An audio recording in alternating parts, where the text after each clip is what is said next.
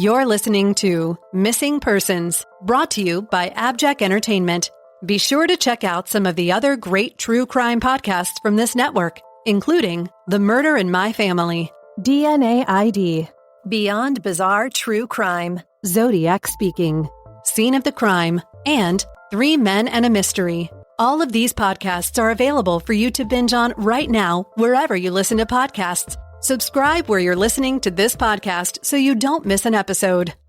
The views and opinions expressed by guests on this podcast do not necessarily represent those of the podcast, its creators, or sponsors. If you would like to discuss a missing persons case on this podcast, please be sure to visit missingpersonspodcast.net. This episode may contain unsettling or disturbing subject matter. Listener discretion is advised.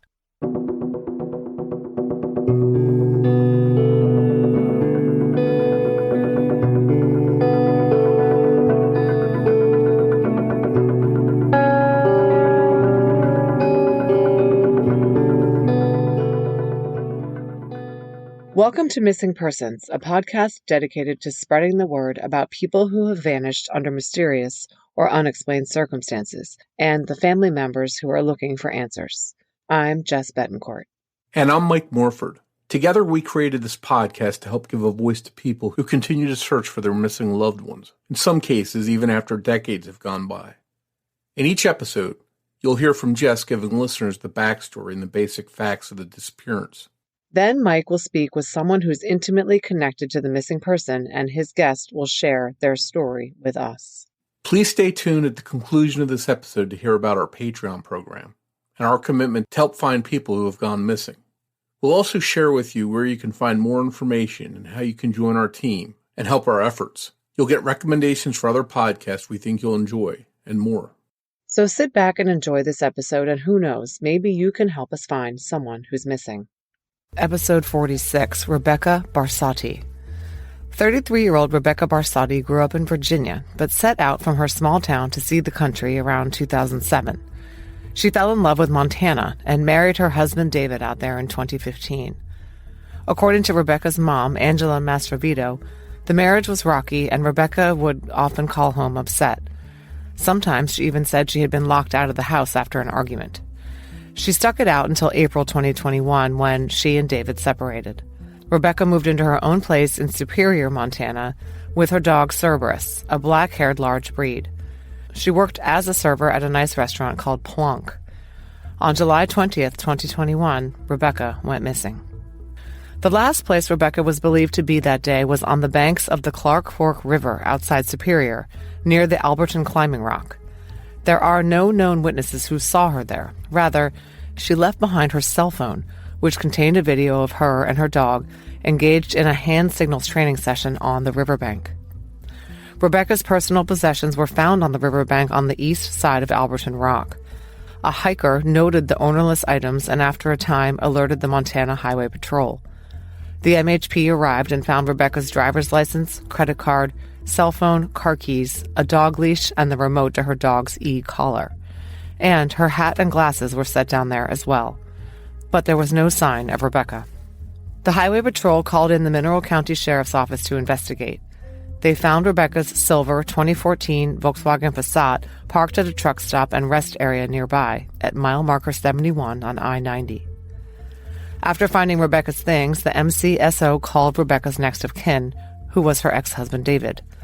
The two were in the process of divorcing, but he was the only family Rebekah had locally. David was the one who called Rebekah's parents and alerted them that Rebekah was missing. Oddly, while Rebekah was believed to have been at the riverbank filming her lessons with Cerberus around 5 p.m., she was seen earlier that day at an arranged meeting with someone associated with her estranged husband. According to a social media post by Mineral County Sheriff Mike Toth, Rebekah was last seen at the Town Pump gas station in Superior around 2:15 p.m. on the afternoon of July 20th. She had arranged to meet up with a Veterans Administration caregiver of her ex in order to collect some of her personal items he still had. After that, no witnesses have been located who saw Rebekah. The only evidence of her whereabouts is her car parked near the river and her things left on the riverbank. Because her personal items were left behind, the sheriff's office has treated this case from the beginning as a drowning. Sheriff Toth said to the media, "I believe she's in the river, and I think she drowned probably. Nothing leads us otherwise." He believes that Rebekah likely went into the water to rescue her dog, who went in first, and they both got caught in the current and drowned. Admittedly, this was just a theory, and the sheriff said he was open to other possibilities. But his drowning theory was soon backed up by evidence. Per NBC News, on July 26th, Sheriff Toth announced on social media that Cerberus had been found dead in the Clark Fork River by the Mineral County Search and Rescue Team, about 10 miles downriver from where authorities believe Rebekah and the dog went into the water. This was a large breed dog which is supposedly a strong swimmer. Drowning would likely occur only after an injury or a very strong current, which, based on conditions at the river in summer, is not typical, although some search and rescue workers indicated it has very dangerous parts. The river is a popular recreational area for water excursions run by local outfitters, but no one saw anything. The flat and wide beach where Rebekah placed her things is a popular destination for hikers and nature lovers, but no one saw her there. And there remains no sign of Rebekah. After Cerberus was found in Missoula County, the Mineral County Sheriff requested that the Missoula County Sheriff's Office take over the investigation. It has since been handed back to Mineral County. The Sheriff's Office personnel do not believe that whatever happened to Rebekah and Cerberus happened on the climbing rock itself. The Alberton Climbing Rock area was a popular one for hikers and climbers, with a promontory that was a climber's favorite. But it's not thought that Rebekah fell from this area, although it's not clear why that's the case. Rather, the prevailing theory is that Rebekah's case is a simple drowning. She went into the water to save her dog, and her body just hasn't surfaced for some reason, even though Cerberus was found 10 miles downstream. There are many cases in which bodies in rivers don't turn up for months or even years. But it is odd that the dog did turn up and Rebekah did not. And no one saw Rebekah go into the river. Rebekah's parents don't believe that she went into the river, or if she did, that she did so voluntarily. Angela told Dateline that she finds it doubtful that if Montana authorities are correct and Rebekah jumped in the river to save her dog, she would have taken the time to remove her hat and glasses and place them in neat piles on the beach. She said that if it were an emergency situation, Rebekah wouldn't have paused to take things out of her pockets. It has to be said that the family believes the sheriff's office did little investigation into other theories of this case. According to the family, the Mineral County Sheriff's Office treated the disappearance as a drowning event from the get-go. They did not fingerprint Rebekah's personal items or her car. They did not bring in search dogs. Mineral County and Missoula County Sheriff's Departments thoroughly searched the river using sonar, rescue boats, divers, and helicopters. But once they found Cerberus, they believed that it evidenced that Rebekah and her dog both drowned accidentally. They did not look into other possibilities, say the Mastrovitos. Both sheriffs have countered the Mastrovitos' claims. Mineral County Sheriff Mike Toth said that the search for Rebekah has been the most extensive in recent Mineral County history in terms of resources and man-hours. Missoula County Search and Rescue volunteers and detectives worked tirelessly to try and bring closure to this case and to Rebekah's family, Missoula County Sheriff T.J. McDermott said. And on the Mineral County Sheriff's Office Facebook page was posted the following in August 2021. As of right now, today's date, no family member is being looked at as a suspect in the missing person case of Rebekah Barsotti. Missoula County Sheriff's Office and Mineral County Sheriff's Office have both looked into all close family members, and as of now, unless new, credible information comes to light, none of them are a suspect at all! ! Rebekah's family has been told that David has an alibi for the afternoon Rebekah went missing. But they find it concerning that she vanished on the same day she collected her things from the go-between at the gas station. According to the family, Rebekah was afraid of David. She filed assault charges against him and obtained a no-contact order in March of 2021. The authorities have never searched his home or his vehicle, the family maintains. And the family has never been told exactly what David's alibi for that day is. Missoula County authorities issued a press release in September 2021 announcing that after expending 2,000 hours searching for Rebekah, it had exhausted all leads in the case. It would continue to be worked by Mineral County as an active missing persons investigation. In January 2022, the Mastrovitos announced that they had established a GoFundMe to help pay for an independent investigator, North Star Search and Rescue, which will search the river this spring, and a billboard the family erected on Highway 93 outside Missoula. Rebekah is described as being 5 foot 5 inches tall, weighing about 135 pounds. She has sandy blonde hair and blue eyes. She has a tattoo of a snowdrift on her right foot and ankle and a tattoo of a hummingbird and flowers on her left rib cage. Mike Morford sat down with Rebekah Barsotti's parents, Angela and Jerry Mastrovito, for Missing Persons. That conversation is coming up after a word from our sponsors.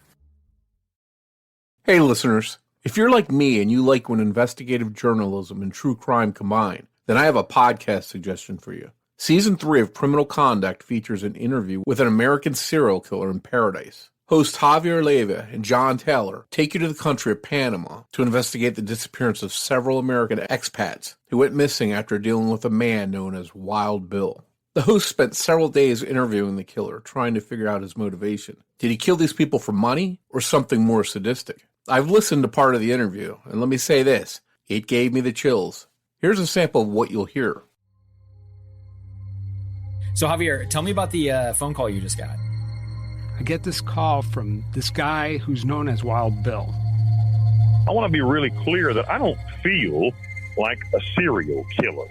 And when I think of the word serial killer or of a person who's a serial killer, I think of a guy like Ted Bundy or a person who does things for compulsion or emotional needs, emotional reasons. And I'm not a person who has any bloodlust. These terrible things I did, starting about 15 years ago. And I was just a heartless, cold-blooded asshole who hurt and killed people for money. I don't have a compulsion to kill people or a desire necessarily to do that. Listen to the full interview with Wild Bill, an American serial killer in paradise. Season 3 of Criminal Conduct premieres on February 18th, wherever you get your podcast.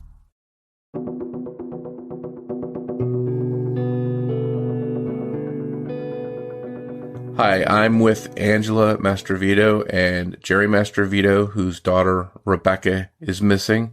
I want to thank you both for coming on, and I'm hoping we can spread the word about the case. Yes, thank you. Thank you for having us, Mike. Yes, thank you. We appreciate the media coverage. Yeah, no problem, and I hope we can help make a difference and get the word out there. I know this is a frustrating case. There's a lot of challenges in investigating it as well, due to the area, the ruggedness of it, that kind of stuff, I think. And we'll talk about some of that. But I did want to find out, the first thing I wanted to know, this is something that was completely life-altering. If I'm not mistaken, you picked up stakes and moved, your lives to be closer to where this happened. How challenging has that been for you? So yes, we found out on July 21st that Rebekah. We found out July 20th in the evening that Rebekah was missing. The missing person report was filed on the 21st. I came out on the 23rd and Jerry followed. I flew out. Jerry drove because of the rental car situation. So that way we'd have a car to use when we were here. And we spent the first 3 or 4 weeks in a hotel, and which was very expensive. And then there was a benefactor from Missoula County that helped us to cover that expense, which was greatly appreciated. We then moved into Rebekah's trailer. The landlord made an offer for us to sign the lease. So we assumed Rebekah's lease. Now, mind you, by that time, we had already moved everything out of her trailer into storage. So we moved the bare essentials back in. We don't know or didn't know anyone out here except Rebekah and her estranged husband. So they were our only contacts in Montana. And then, of course, with Rebekah missing, we know, she wasn't here. It's been a challenge. We don't know the area. We don't understand the laws of Montana and how they work, which are very different than the rest of the United States. Montana holds one of the highest levels of protection for privacy to the citizen of all the states in the United States. We've even been told it's higher than Texas laws. And so that creates a barrier for us as Rebekah's family trying to find the truth, because they protect the private citizen's rights above the victim's rights. Yeah, that's going to be frustrating to have some red tape that, maybe slows down investigating this. Exactly. And that's exactly what it's done.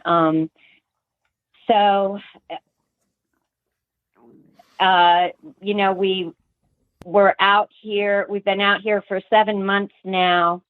Although many people will claim that Montana is a beautiful state as far as scenery, the mountains, the rivers, everything just looks like a barrier to us. We try to see the beauty in it, because Rebekah did embrace the beauty of this state. So every day I ask, Lord, please let me see the beauty in the surroundings here, because this is what Rebekah loved. Yeah. And loved. And that's what drew her to that area in the first place, right? Yes. Mm-hmm. So she actually first moved out here in 2007 because of the snow. She snowboarded back east in Virginia, and she had this crazy dream of being a snowboard instructor out here. and so that's why she came out here. And or one of the reasons, she just said the world was too big to stay in Partlow, Virginia, and she and a friend drove across country. And she loves the mountains. She loves the area. She loves the people. And I do have to say, the people here have huge hearts. The community has embraced us. They have embraced us in our sorrow and our anguish. They have embraced us in our frustrations. They have embraced us helping in our search for Rebekah. They have embraced us in helping to organize events on behalf of us so that we have the financial means to continue our search efforts and to stay out here. The community has been amazing. The people of Montana have big hearts. Wow, that's good to have that kind of support when you're going through something like basically just uprooting your life and going all the way across the country. To have this team of people that come to your aid is positive. Yes. And, it's been hard. It's been hard not just for Jerry and I, because we are out of our element. We are out of our routine. There is no routine. We moved from a home with a yard to maintain and take care of, and friends back home and family. We would see our grandchildren every 6 to 8 weeks, and now we see them once every 6 months. Wow. So that's been hard on extended family as well. So it's not something that has just affected us, but it's affected those who know us. Sure. And are part of our lives. I think as a parent, any of us that are parents wouldn't fault you and would support you doing that difficult thing of going all the way across the country, even if it means sacrificing seeing people or being in the home that you're used to, that kind of stuff, because you want to find out what happened to your child. So I think any of us that have kids can get in your corner and understand where you're coming from.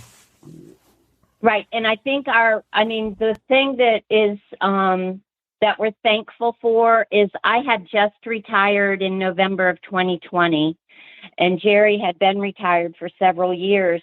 And we realized that a lot of people who have missing loved ones still have a job. They still have children in school.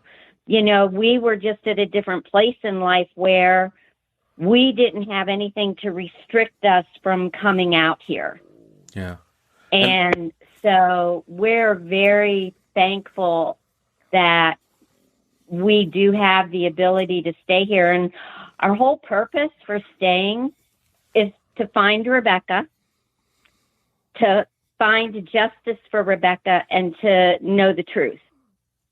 And that is actually now transformed into, throughout this terrible event, that forever, Jerry always reminds me that this event forever changes our life, regardless of the outcome. It forever changes our life. It has changed our path and our journey. And when we can get through the emotional turmoil of this, we want to be able to concentrate on bringing awareness and education to the community about domestic violence and how to navigate through reporting domestic violence and missing persons.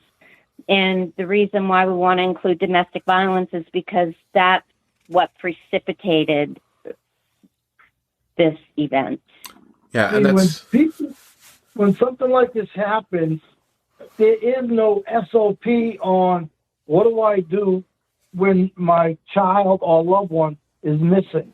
What steps do I have to take to navigate through the waters, if you will, to find my loved one? Yeah. There's no guidelines for that. And so we're getting a lot of help from people out here that did have loved ones that went missing.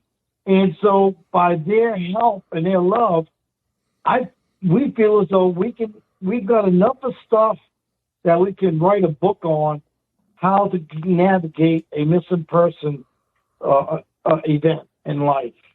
Well, that's one of the things.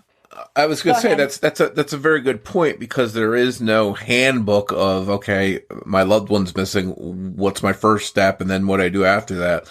So to just go into this and not have any, guidelines, that's very it's got to be very daunting. So one of the things that they do have here in Montana is they have a missing person specialist department in the Department of Justice, and you are supposed to be assigned a liaison between the family member and the police department. We were never assigned a liaison, and we found out that that's what was supposed to have happened many weeks later, and so the point man in the special, in the missing person specialist division, he sort of became our liaison, but he's up in Helena and he's removed and he's working more than just our case, obviously. So really, we think what should have happened was there should have been an appointed liaison to the missing person case, and they should have contacted us and introduced themselves.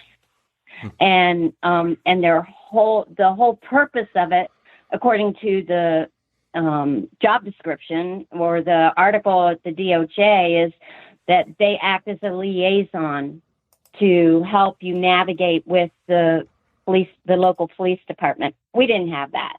I mean, we had the police department. Don't get me wrong. We had the police department.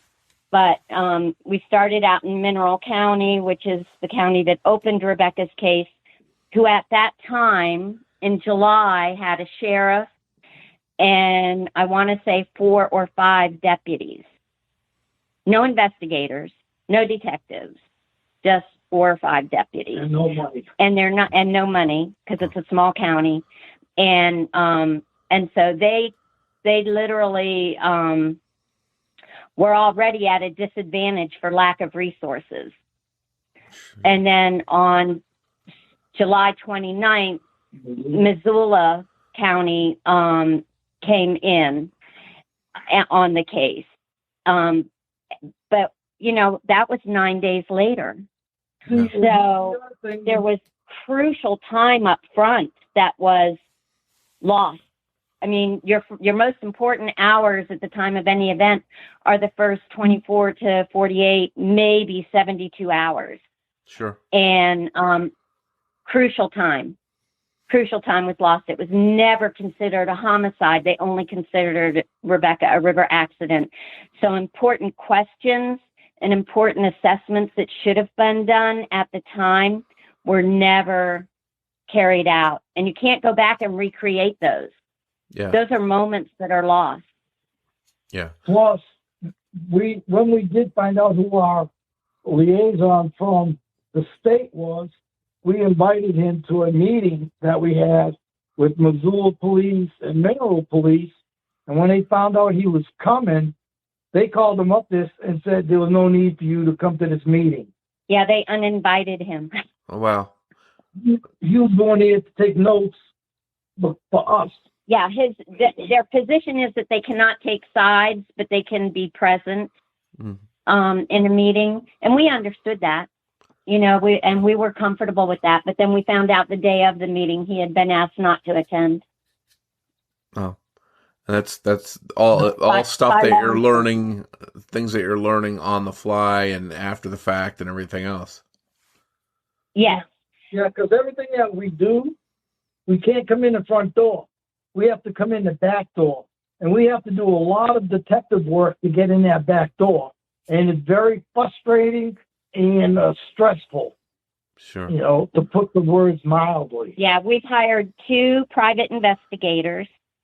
They're as different as night and day, but they both have they both have made positive contributions. And but basically, we've had to hire investigators to do the work that we felt maybe wasn't accomplished while law enforcement was working the case. Now, it still is an open case, but they're not actively working it. If a lead comes in, they'll consider it, but that's it. So actually what we've done now is, we have Crime Stoppers on board, but I had to fight to get Crime Stoppers on board. The state liaison assisted me with that because I couldn't get that to happen locally. And so Crime Stoppers came on board November 8th. But then I found out that if Crime Stoppers gets a lead, they give it to the sheriff or the county that's handling the case. And there is no level of accountability. It's an honor system.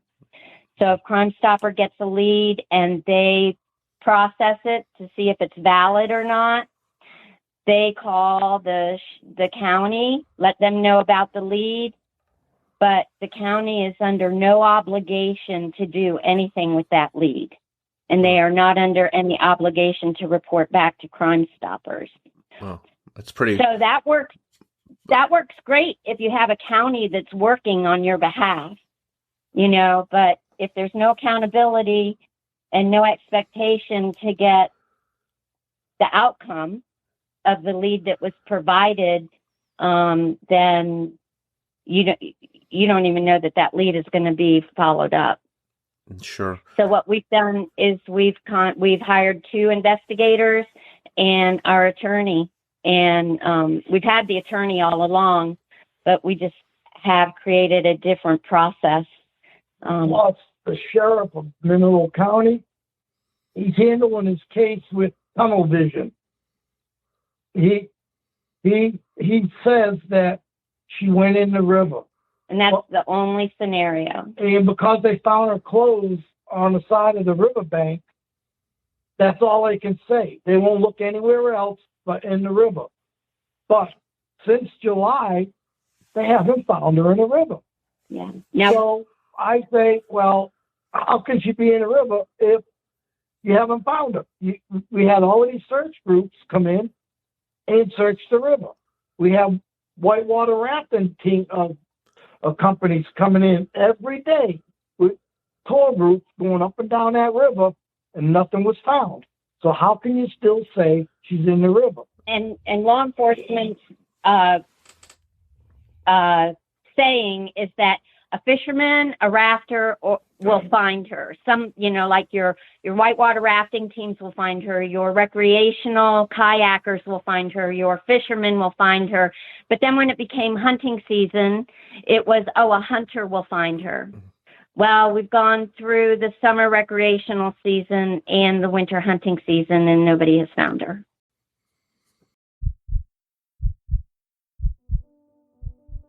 Hello, friends and neighbors.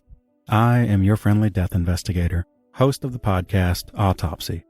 Autopsy is a show where we take real autopsy reports from popular cases and some not so popular and break down the information discovered by pathologists and how it all led to their final determined cause and manner of death.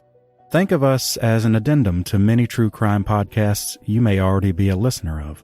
Every month we release a new episode, and then a more informal discussion episode follows halfway through the month. We are available on virtually every platform: iTunes, Spotify, Stitcher, and even YouTube. So check us out. Now, back to your regularly scheduled program. Plus, in the beginning, the community and Angela had volunteer search groups go out up and down the river to help us look for Rebekah on weekends. Well, one of the groups found clothes on the riverbank, and we told them, if you find anything, stay there and call 911. So they did that. They found clothes. The police came in and said, okay, thank you, and left. Well, when we had our big meeting, I brought that up. I said, what did you do with the clothes that you found on the riverbank? Nothing. I said, why not? Well, we find clothes on the riverbank all the time. I said, so you didn't assume that person drowned in the river? Well, no. Why not? Because that happens all the time. I said, so what made Rebekah's clothes make you go search the river where the other clothes that we found, you didn't? Why two different scenarios and cases? What made you say that Rebekah went in the river? And so it was like crickets for an answer. They didn't answer because now they had to identify that what happened with Rebekah. Plus, Rebekah's stuff, they said, was thrown on the ground. They showed us a picture of the clothes, okay? And what person would take their ID card out and his credit card out and just lay it on the sand so everybody in the world can see it? And they said, well, that was tampered with. I said, I don't buy that, because the way the credit card and the driver's license were placed in the sand, you couldn't place them any better if you had a ruler. They were straight, and the distance apart was straight. Wow. I said, so how can you say that she threw well, that's what she did. I said, prove it. Did anybody see her go in the river? No. Did anybody hear her go in the river? No. So that was their story that they took. They never did any forensics on the stuff that they found. Oh, let me take that back. They did do fingerprints on her cell phone. How often do you handle your cell phone? 100, 200, 300 times a day? Yeah. They only found one partial fingerprint. Yeah, that's strange. I said, that ain't right. I said, an item you handle all day long, and you only find one fingerprint? I said, what's wrong with that picture? Well, we don't know. All we know is it was tampered with. The scene was tampered with. Oh, okay. So you say she went in the river? Yeah. I said, how come I don't see any footprints in the sand where she dug in to go chase her dog? Yeah. Well, that's not that kind of sand. Yeah. I said, wait a minute. I said, you're going to make dents in the sand no matter what. You know, I don't care what kind of sand it is. But yet, we found boot prints right next to her clothes. I said, well, whose boot prints are those? Oh, those are the deputies. Are you sure? Well, I said, yeah, he was the only one there. How do you know? Did you look at the bottom of his boots to see if they match the boots in the sand? Well, no. I said, and my wife says, you know, anybody can buy boots at the Army Navy store. I said, boot and footprints are like fingerprints. No two are alike. So you didn't check the boots of your deputy, right? They said, no. Why not? Well, we didn't have to. And that's all we always got. We didn't have to do that because we know the situation. We don't have to let you know anything because this is an open investigation. We can't do forensics or we can't give you back any of the items because it's a possible criminal case. I said, wait a minute. It's either she's in the river missing or it's a crime scene. Which one is it? You can't do both because both of them require two different types of searches. Sure. And so that's the fight that we've been fighting from day one. And the events that led up to Rebekah missing was on March 9th, there was a 911 call to the marital home for domestic violence. And that resulted in her husband being removed from the residence, and he spent 3 nights in jail. And during that time, a charge for personal family member assault was issued by the court, and a standing order of no contact. So Rebekah stayed at the marital home after that event, and her estranged husband was not allowed back at the marital home as long as she was living there. She did get a job in Missoula, which was about an hour from where they lived. She did secure a place to rent in Missoula, and she moved out of the marital home on April 10th. And then on the day of her disappearance, she had a prearranged meeting with her estranged husband's caregiver to pick up the last of her items from the house, and they met at Town Pump in Superior. So the caregiver is the last person to see Rebekah alive that we're aware of. Okay. And then Rebekah's car and her belongings were located at mile marker 72 on Interstate 90 shortly after that meeting. That same day you're saying that the stuff was found that day? Yes, the very same day. Okay. And Town Pump has 10 or 12 outdoor cameras, to our knowledge, but law enforcement only asked for footage from 2 for whatever reason. I don't know the rationale behind that. And we were shown, like a 30-second capture of a photo that they say, shows Rebekah's car and the truck the caregiver drove. It was never blown up enough that I could actually see Rebekah in the photo. And I had asked them if they could enhance the photo so we can see what Rebekah was wearing, and I was informed no, they could not. So that was one of our many pleas to elevate this to resources at the FBI, because they obviously would have resources to enhance photos, and we were denied. We've been denied multiple times to get outside agencies above county level involved. Now, I did meet with the county commissioners of Mineral County on November 26th. It's on YouTube, and the meeting is, and I outlined about a dozen reasons why I felt it should be elevated to state level. And the county commissioners did agree and directed Sheriff Toth to ask DCI, Division of Criminal Investigation of Montana, to come in.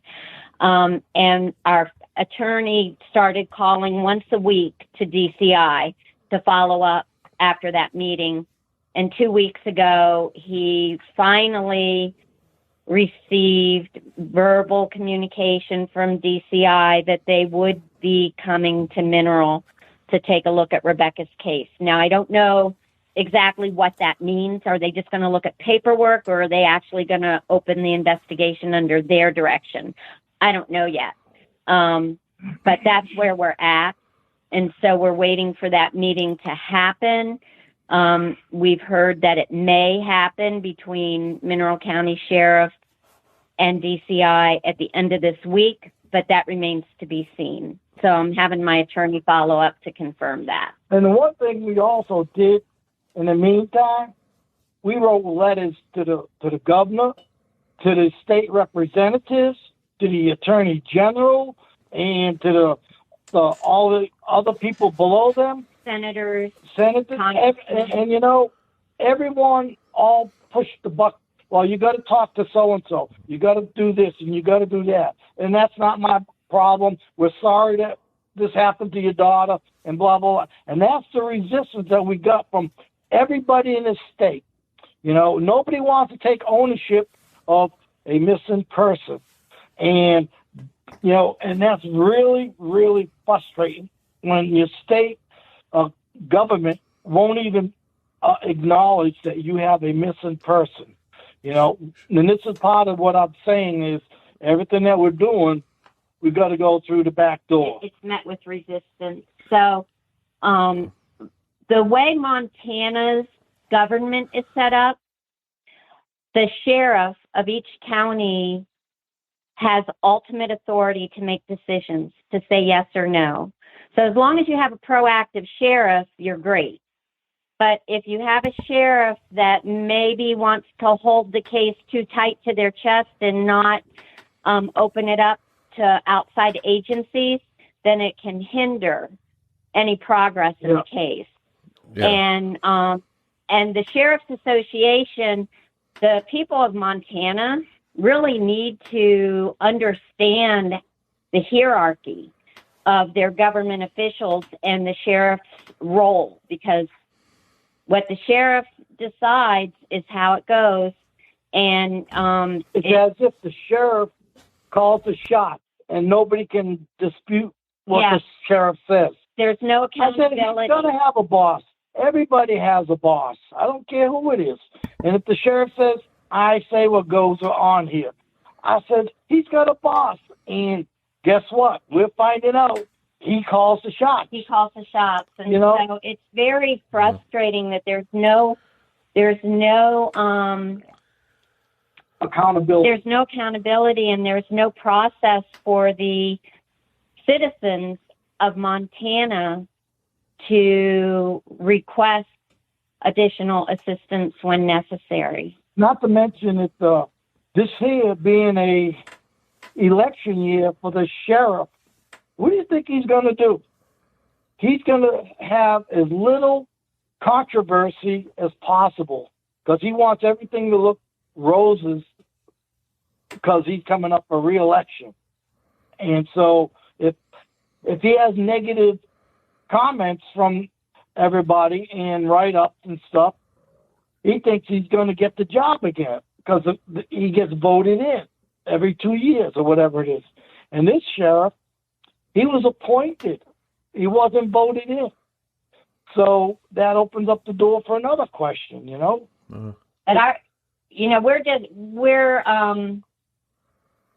we have come to the place where we have hired our own search and rescue team.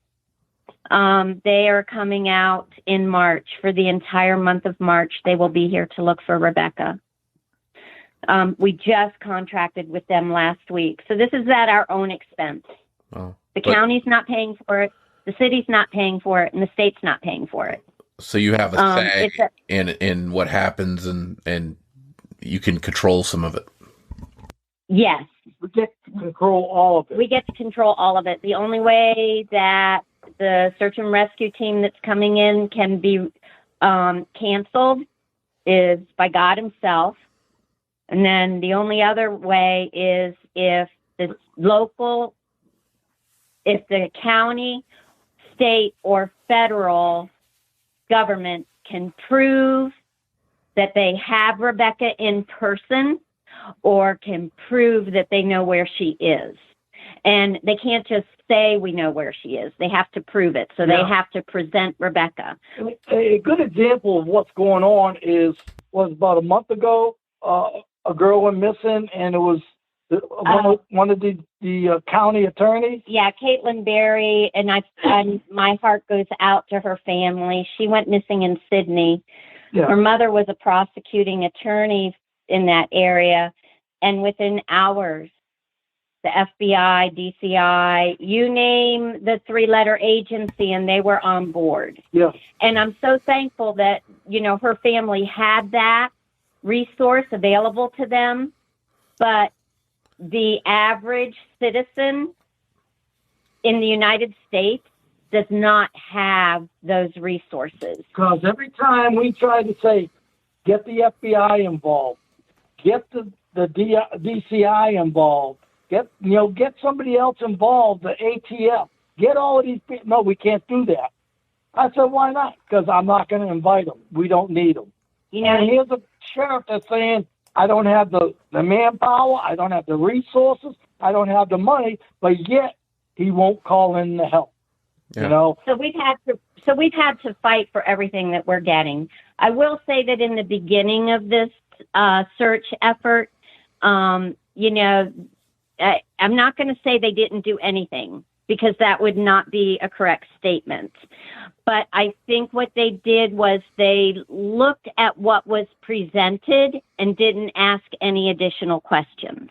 They just went with the easiest tunnel vision version of what happened, basically? Yes, you hit the nail right on the head.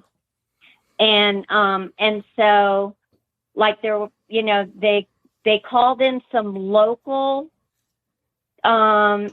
divers, some local search and rescue groups. But this is a small county, and even Missoula didn't have all the equipment that they needed to do a thorough search. And so, as a matter of fact, we had to find the volunteer search groups for the police department to come in and do the searches on the river. This volunteer search group was from out of state. Angela looked up several different volunteer search groups, and we presented it to the sheriff, and there was only one that they would let in. Yeah, so they and that actually was approved under Missoula County, and they came in, and they were here for 3 weeks. So they did what they could in 3 weeks. But they had other cases to move on to. They weren't successful in locating Rebekah while they were here. And in fact, that's the team we've contracted with. It's North Star, K9 Search and Rescue, and Wings of Hope out of Wisconsin. And we have contracted with them to come back out for 2 reasons.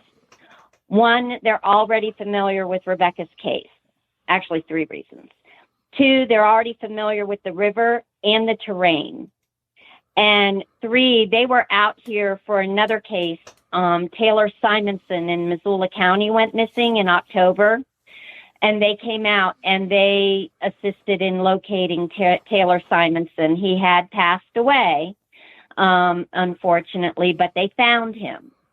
And so we had maintained contact with North Star, and so they made the offer to be privately hired, and so we took them up on that offer. And so when they come out, they're coming out March 1st.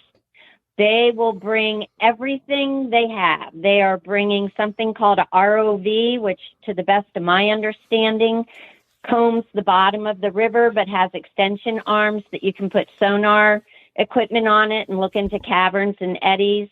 They're bringing drones. They're bringing scuba divers. They're bringing enough dog teams that every day there will be a fresh team of 3 cadaver dogs.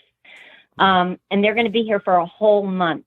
Wow. And so, but we're resorting to doing this because we want closure and we want to find Rebekah and we want to move on and get justice for Rebekah.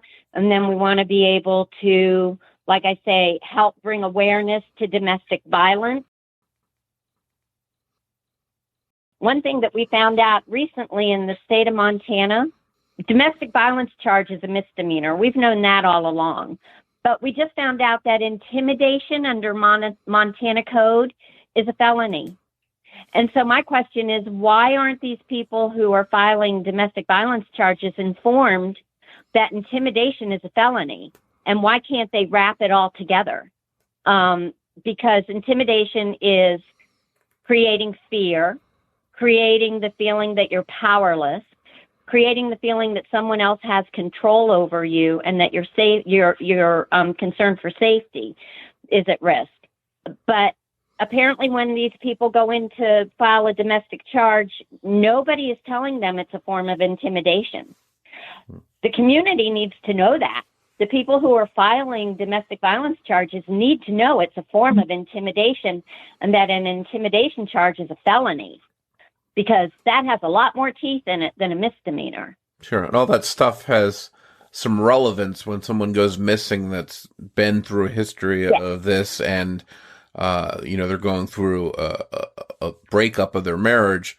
That kind of thing would make sense that you would want to, cast a light on that. And just while we're on that subject, has her estranged husband been cooperative or been talked to by police?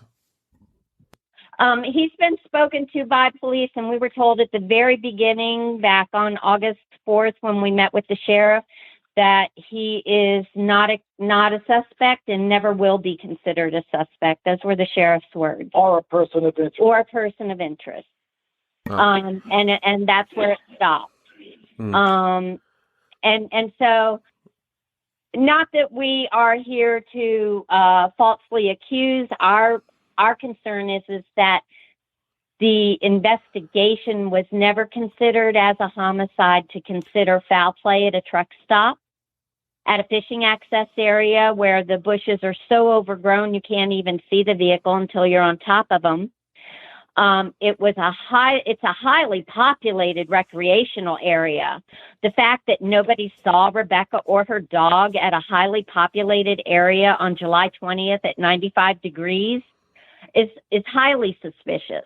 Yeah, and you bring up a good point, because a lot of this is what's going by the word of the caregiver. Am I correct in assuming that what happened and supposedly happened is what the caregiver said happened? Yes. Yeah, the caregiver or Rebekah's estranged husband. Yeah, 2 caregivers, and they both talk different stories, and they're pro. Well, they're David's employees, so they're gonna, but yeah. So the story that was presented by Rebekah's estranged husband and the caregivers. And we'll give you a good example of how all of that worked. Is when I first get out here, we had made an arrangement to speak with,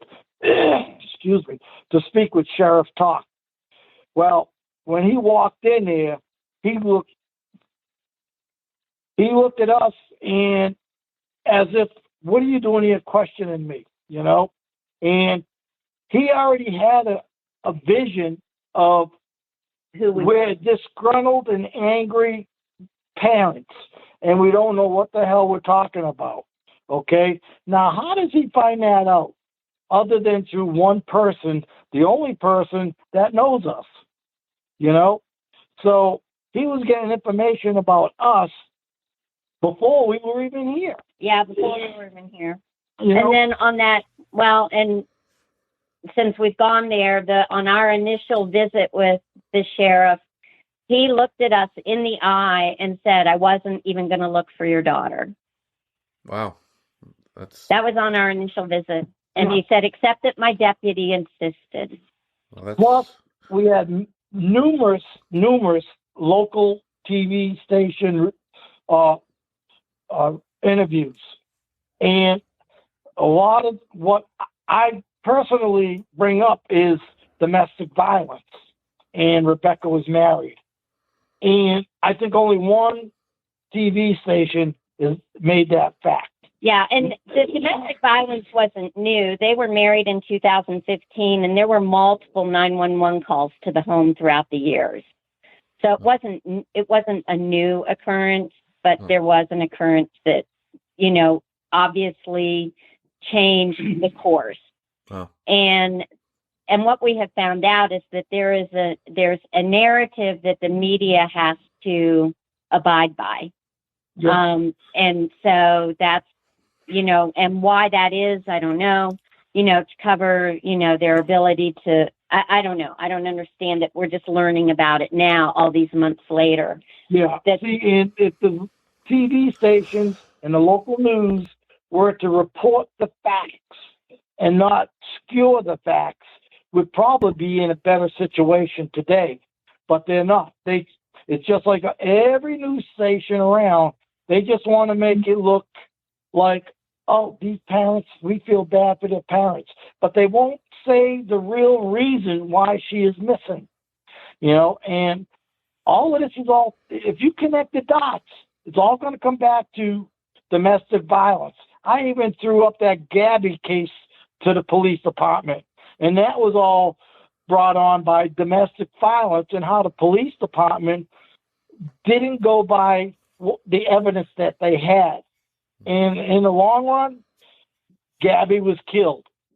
In the long run, the boyfriend killed himself because he knew the time was running out on him. I said, so domestic violence is a very important role here. And the more that the media dismisses that, the more the domestic violence is going to fall by the wayside. Yeah. And that's what needs to be brought out here. Domestic violence doesn't help anybody, especially the victim. Yeah. Somebody has brought up that, and we recognized part of this at first. When Rebekah was announced missing to the public here in Montana, in Missoula primarily, and Mineral County, there was no mention that she was married. There was no, because she was still officially married, there was no paperwork. She still is. Yeah, she's still married. There was no paperwork filed for separation or divorce legally. But she had moved out of the marital home to start her own life over and start that process. But the media did not report her as being married, did not report her as being involved in a domestic violence situation or case that was ongoing. And oddly enough, they never mentioned her vehicle. They said her vehicle was found, but they never identified what it was. That it's a 2014 VW Silver Passat. And that was never identified. So nobody never was aware of, on the 20th of July, did I see a 2014 VW Passat that was silver? And did I see it at mile marker 72 truck stop? It was never identified. It was never pictured until we started posting stock photos of it. You think that would be a helpful thing to put out there just so people could, maybe come forward with information? And that was one of the downfalls of the police department. They didn't do any investigative work. Okay? They didn't do any forensics on the car. No forensics on the items found on the beach. None of that stuff was done. No, when Jerry asked, did you know how many trucks were in the parking lot? Because it is a truck stop. Because that's the first thing you run into when you come off the ramp. Yeah. It's the truck stop. And they said no. And we're like, but so you didn't go knock on the doors of the truckers and say, did you have dash cam running? Did you see this young woman? Did you see anything strange? Nobody asked that question. They don't even know how many trucks were there that day. They don't know how many vehicles were there that day. And Jerry said, well, that's the wrong answer because you said Rebekah's car was there, so there should have at least been one. They didn't assess how many recreational or trucks were down at the fishing access site. So there was, and what we also find extremely odd is that last year, Mineral County received COVID money, and they specifically used some of the COVID money to buy body cams for the officers, for the deputies. That particular day, the two responding deputies, as we have heard it, did not have their body cams on and running. They might have had them on, but they weren't operating. And we're like, so you spent all this money on new body cams for your deputies and they're putting them on, but they're not using them. Why? Oh, why aren't they using them? That's troubling. So I just, along those lines, it seems like the police, and I don't want to put words in your mouth, but it sounds like you're definitely not satisfied with what they've done and the conclusions they've come to, but just loose ends like this, right down to little things like the body cam, have been an issue. It sounds like all along. Yeah, I mean, it's just that. I mean, so it's either incompetence or it's lack of knowledge. But I wouldn't want to admit to either of them being in a professional role of service to the community. Sure. Or pride. Pride is one thing that might be part of it too. They don't want anyone second guessing them or bringing in outsiders like the FBI to show them how it's done, because that could be an issue that there goes too. right back to what I was saying. Right. He's running for sheriff, and any negative outcomes that go against the sheriff, it won't look good for him when he goes to run for re-election. Sure. But it just, so it's this has really been a oh my gosh. I mean, every day is a roller coaster. I'll give you another example of the difference in police. We've been threatened. Our trailer we're living in right now here in Missoula, we got a phone call that our trailer is highly combustible. And then a couple of days later, our lawyer... A month later, our lawyer gets information that they're going to go to Virginia to burn our house down. Peace. So I get on the phone, and I work with policemen back home. And I told my buddy, my neighbor, I said, hey, call the police and let them know what's going on. And I told him everything, and he said, okay. Well, the lieutenant called back and said, I need the telephone number for our lawyer. Okay. So he calls, talks to our lawyer, and our lawyer tells him everything. He wasn't even on the phone for an hour through this whole process, and he called in the FBI. Wow. Because he knew that if something happened, the FBI wouldn't want to know about it. Well, so you're basically being intimidated by someone. It sounds like you're here trying to find out what's going on with your daughter, and meanwhile you're facing some kind of threats or intimidation in the process. Exactly. Yes. Exactly. We got a rental car, and because I own a big truck, a 2500, I got a one of a kind color scheme on my truck. I've got Virginia license plate, so my truck sticks out like a sore thumb. So when all this went down, one of the safe houses that we stayed at, the guy was gracious enough to let me keep my truck there because I wouldn't, So our truck's in hiding, and our truck is in hiding, and we have rented a rental car so that we blend in better here in Montana. Yeah, wow. So this is the kind of stuff that is falling through the cracks here, and they don't care. And I told them point blank, I said, I know what y'all are doing. Well, what's that? I said, you're making it as hard and as difficult as you can. So we just pack up and go home, and you take all this information, put it in the box, put Rebekah's name on it, and call it a cold case. Wow. Oh, no. We're doing all. I said, no, you're not. He said, we'll do the same thing you're doing, Jerry. I said, no, you're not. Because if this was one of your child and the whole room full of policemen, 30 on up, I said, the first thing y'all would do is you'd get the FBI in here, the AT, the DCI, all these three-letter outfits in here to help you. Sure. Well, no, I said, don't well me. I said, I know what I'm talking about. Yeah. I've been involved in searches, and I even tell Angela that I felt safer in Iraq because I knew who the enemies were. Here, I don't know who the enemy is. Yeah. And that's a big, big problem. Well, you shouldn't have. We even have people. Go ahead. I was going to say, you shouldn't have any enemies. You should have people trying to help you, not, stand in your way and do things to intimidate you. Exactly. Yeah. And it's And that's the problem right now. Because if this is just a simple, the girl went in the river after her dog and drowned it, why are we getting so much threats and so much resistance from everybody when all we're trying to do is find our daughter?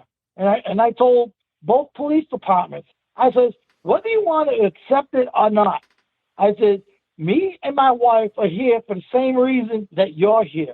We all have one thing in common, to find Rebekah. And I said, you know what? We're giving you all this information that we're finding, and you're not doing anything with it. You won't tell us? Well, we can't tell you anything. I said, yes, you can. We're the family. We have a daughter that's missing here. You can let us know something about anything, and you're not letting us know anything, Yeah, why would they keep you in the dark if it was as simple as they say her falling in the river and drowning? It seems like there wouldn't be really anything to hold back from you. So the other thing that they've held back and refused to release is the 911 call. So there was a 911 call, supposedly from an Oregon family. I made a video and placed a plea to the Oregon family back in October, October 31st, in fact, and placed it on Rebekah Barsotti Facebook page. It has had an enormous amount of coverage and views. And I don't know the exact number right offhand. I want to say 70,000, maybe even more than that, views. And not one person has come forward to say, I made that phone call. And my sister requested a FOIA request. It was denied because the 911 call, even in the state of Montana, is considered public information. And there's a new Criminal Justice Act effective October 1st that considers it public information. So there should be no reason to withhold that 911 call. And now even if they redacted the number and the name, or even if they just released the audio to let us listen to it. What was the 911 call for? What was it about? Supposedly, the 911 call was placed by an Oregon family because they found Rebekah's things on the riverbank on July 20th and reported it. They didn't know about her car. They were just reporting the items on the 911 call, or they were just making the 911 call based on what they found on the riverbank. But they didn't. Plus, along with all of that, they had a video of her on the river training her dog, okay? Which they didn't know about for 2 or 3 weeks because her phone was locked. Right. But the video shows Rebekah getting out of her car, walking down to the riverbank. Then the video ended at 2:15. No, she was at Town Pump at 2:15. Okay. The video ended at 3:15, we'll call it. And the call was made at 5 something. Yeah. And 5:37. I asked the police, what happened in those 2 hours? Well, how do I know? I said, you didn't look into that? you didn't think it was funny that or strange that there'd be a 2-hour gap, between the way when the video ended and the phone call was made? Well, I don't know when the people found it, and so they danced around that question. They do a lot of dancing up here. So, and correct me if I'm wrong, but the official police version, I'm going to go through it and you tell me where I'm wrong. They say that your daughter met with this caretaker. Everything was okay. The exchange was made of her stuff. Then she took her dog down to the scenic location on her own. This is their version. And while she's playing with the dog, walking around, what have you, she accidentally slips and falls in the river.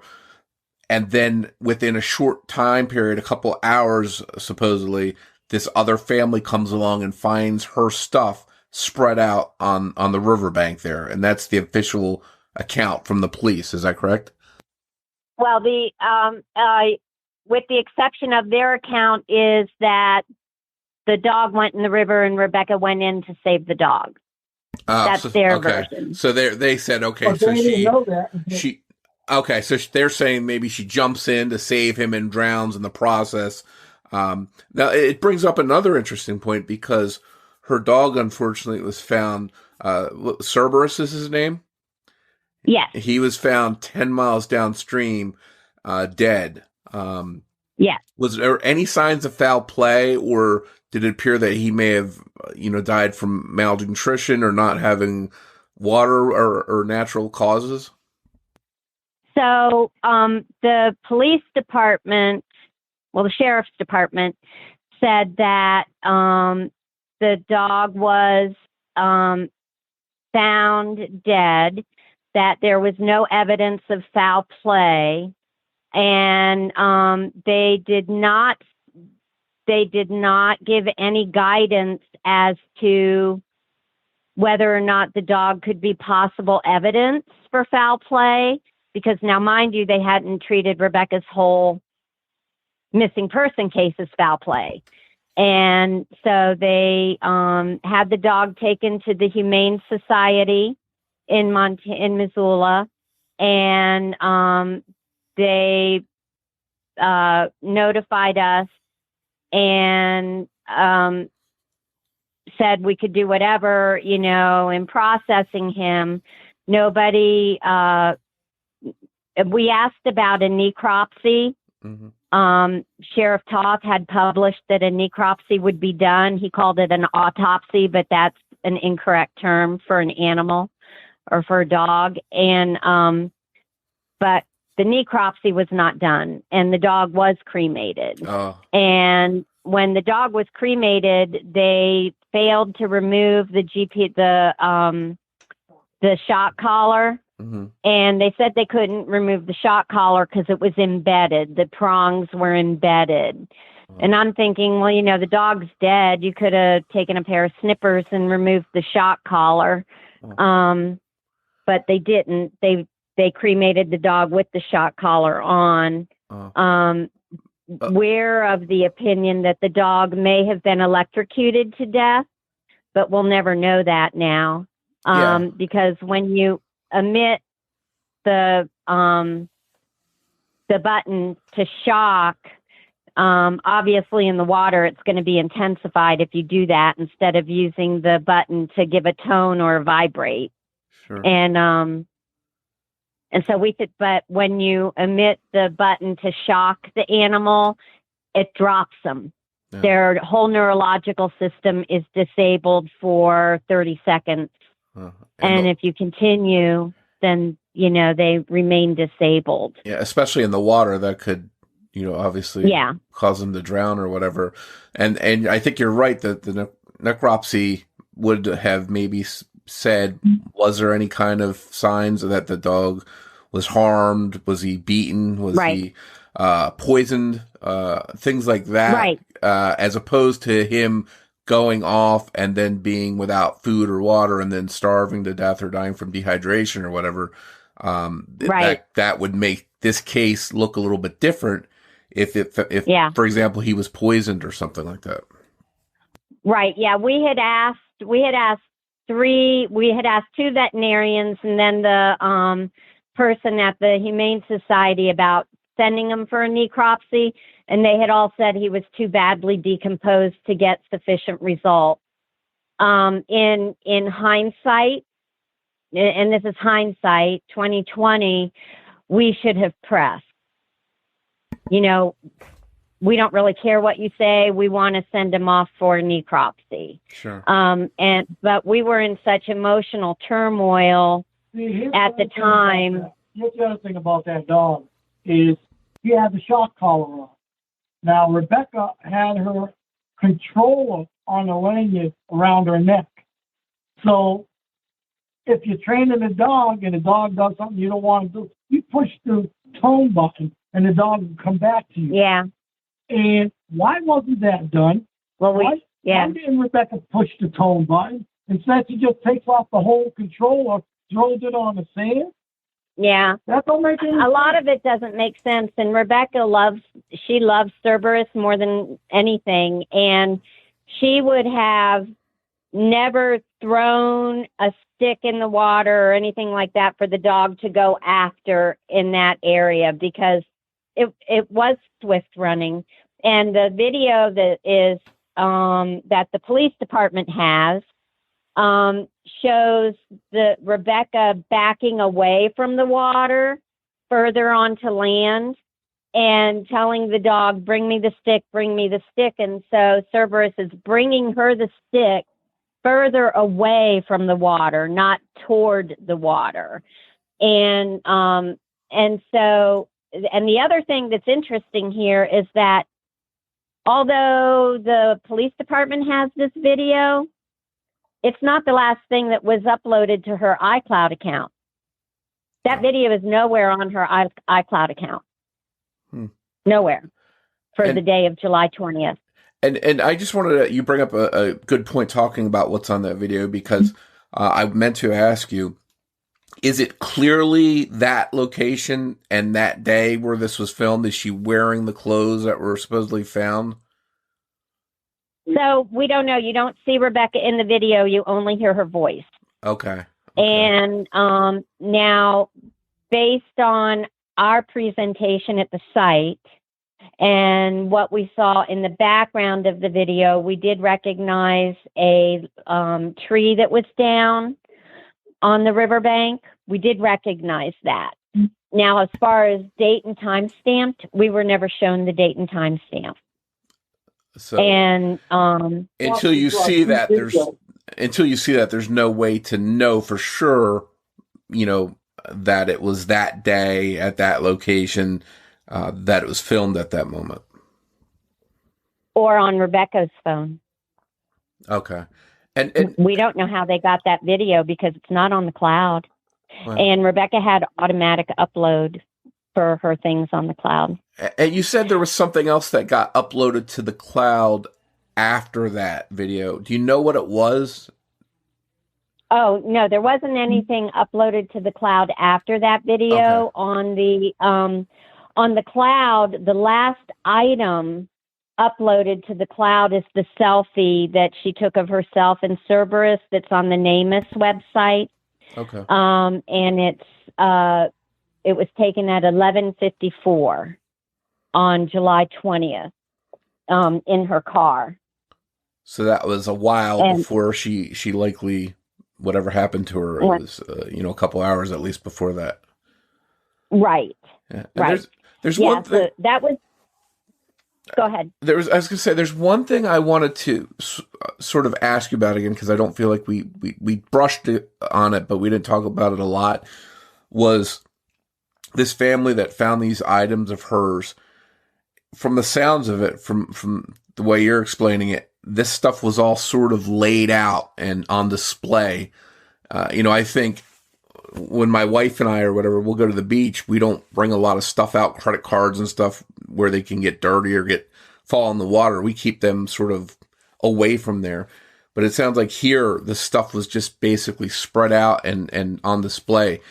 Were the credit cards, the driver's license, that kind of stuff, was it in her purse or pocketbook or wallet, whatever she carried, or was it actually physically out?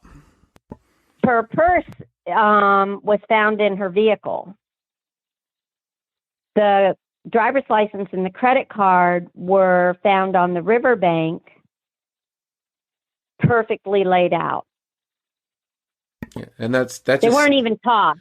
They weren't even tossed to the side. Yeah, and I, maybe there's a theory where if the police theory was right for a second, she raced in and she took stuff out of her pocket, it would be messy and thrown down and some stuff upside down, the other stuff not. But here, this stuff sounds like it was displayed nicely, almost as if it was meant to be found. Right. And they're saying that the family from Oregon picked it up and placed it exactly that way. And so my question is, wow, did the family from Oregon take a photo before they picked up and disturbed the items? Oh. And I think that's why it's so important. You'd like to find this family and talk to them, and maybe you'll find out, okay, they did do that. They didn't do it on purpose to throw off the investigation, but maybe perhaps that's just the way they laid it down after they looked at it. Do you have any clue? And I can understand. Go ahead. I was just going to say, do you have any clue what part of Oregon they're from? Anything about them? Maybe we can target some people in that area of that state to put the word out. Yeah, we have no clue what part of Oregon. All we have heard from law enforcement is that it was a family from Oregon that was here on vacation or passing through. And that's all they have told us. And, I understand if they don't want to talk to us directly. I get that. A lot of people have reached out and said, I really didn't know if I should call because I know you're upset about Rebekah. And so I get that, but they could call our private eye, James Terry, and they could call our attorney and give them a statement. And then that way they don't have to deal with the family.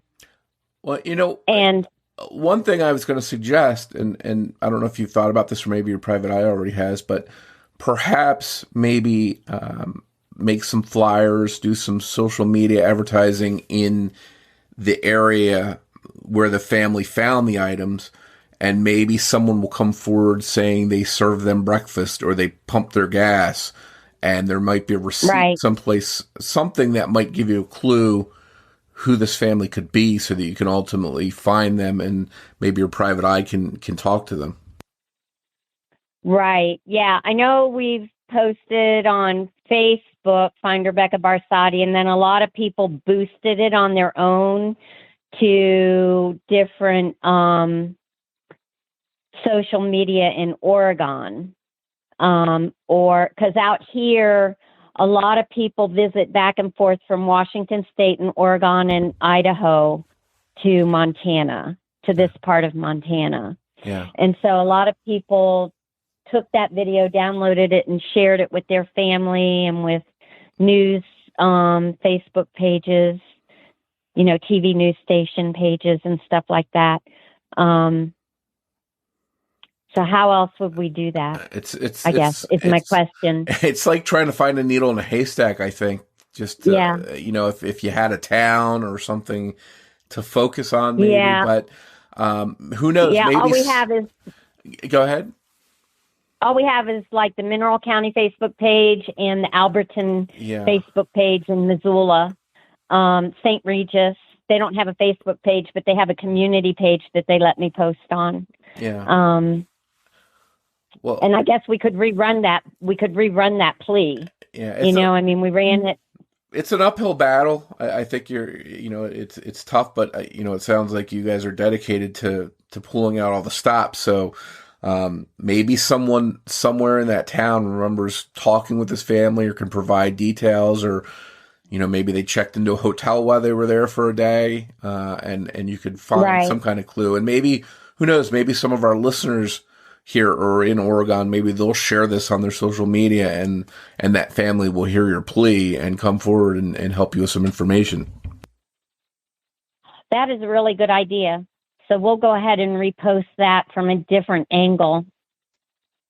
Yeah, and the word of mouth, the word of social media, if you can focus on different people that might have information and ask them to share, if it gets in front of enough people, you might find someone that has information, or again, someone in the town, in the area where your daughter went missing, if they have a memory of, maybe they wrote down this license plate of them when they came into their hotel or for gas or something like that. So you never know. Something like that could be a long shot, but it might produce some kind of clues.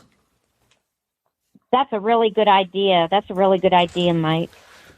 Well, thank you. Again, all we can do is try and share the story, share the details, put it out there. Hope listeners here will share on social media and bring people to your site so they can maybe provide information if they have it. Again, where can listeners find more information about the case? So right now, the best site is the Facebook page, Find Rebekah Barsotti. We are working on a website, but we hit a snag. The person who was managing the website has had poor health, so they haven't been able to keep it updated. So we're working on getting a new domain extension. It'll still be Find Rebekah, but it'll be a different one. And we're actually working this week on getting that up. And as soon as we get that new domain up with more comprehensive information in one place, because of course, Facebook, you have to scroll through and, look for the featured stories and the videos and things like that. We do have a website. It's findrebekahbarsotti.com. There is information on there that's in a more comprehensive order and format. It's just with the illness of the person running the website design, they haven't been able to keep it updated. And I don't know their availability in the future. So we're having to start that process over. Yeah, it sounds like it's one thing after another that you're having to deal with, whether it's dealing with the police or dealing with getting the word out there on social media. It sounds like there's a lot of obstacles, but we're going to try and help spread the word. And thank you. I hope that you do find the truth here and get some headway going here.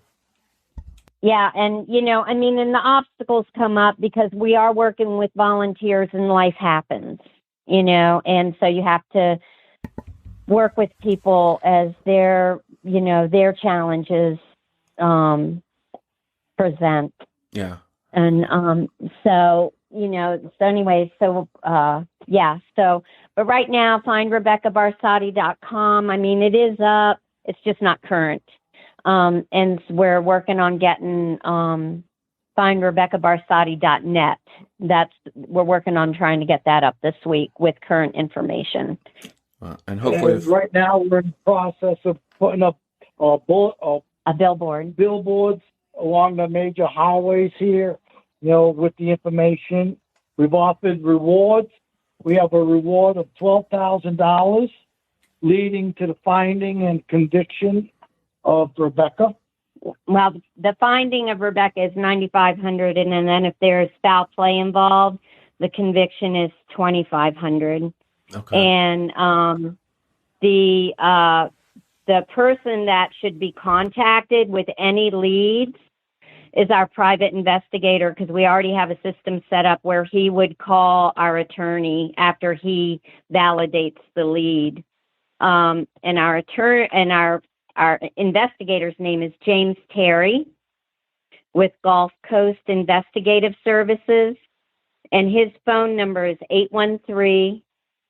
813-993-2242. And he's available 24/7. Okay, hopefully if anyone out there listening has information, they will bring that forward and help you out. I know you've been through a great challenge. You've uprooted your lives basically to go find out what happened to Rebekah and to be there. And I hope that you get some answers and your hard work pays off. Thank you. Thank you, Mike. I really appreciate that.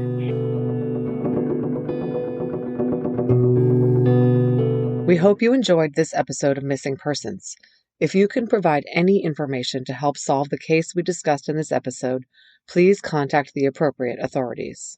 If you enjoy this podcast, please take a moment to tell your friends about missing persons and invite them to listen to the show.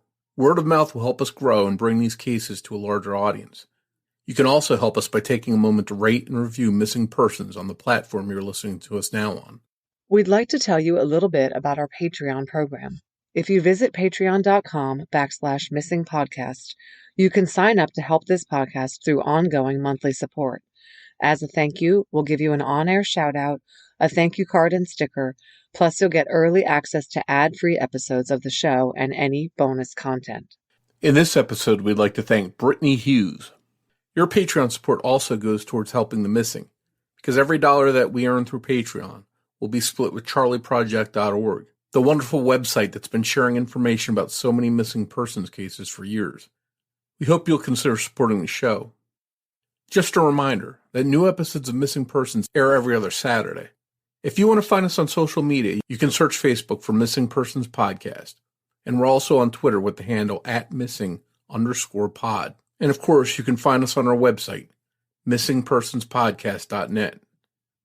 On behalf of Jess Betancourt, this is Mike Morford saying thanks, and we'll see you next time on Missing Persons.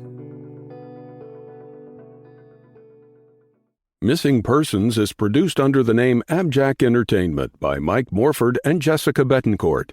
It's hosted by Mike Morford and Jessica Betancourt, with writing and research by Jessica Betancourt and editing by Mike Morford. Be sure to listen every other Saturday for an all-new episode of Missing Persons.